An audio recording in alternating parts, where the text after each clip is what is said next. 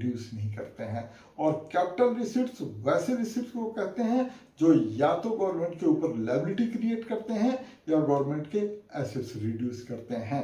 ये जो revenue receipts होते हैं वो भी दो टाइप के होते हैं, tax revenue and non tax revenue. Tax क्या होता है? Compulsory transfer payment to the government, ये याद रखेंगे। अब ये जो टैक्स रेवेन्यू होता है वो भी दो टाइप का होता है, डायरेक्ट टैक्स और indirect tax.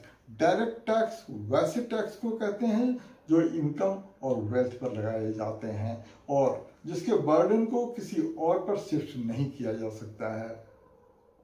Indirect tax goods और सर्विसेज पर लगते हैं, उसके बर्डन को अल्टीमेट यूजर को पे करना होता है।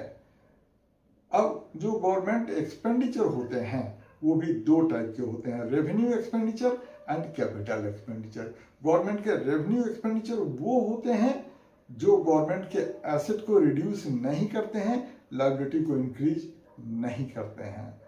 और कैपिटल एक्सपेंडिचर वैसे एक्सपेंडिचर को कहते हैं जो एसेट को इंक्रीज करते हैं और लायबिलिटी को डिक्रीज करते हैं। जो रेवेन्यू एक्सपेंडिचर होते हैं वो रिकरिंग नेचर के होते हैं, capital expenditure non recurring nature के होते हैं।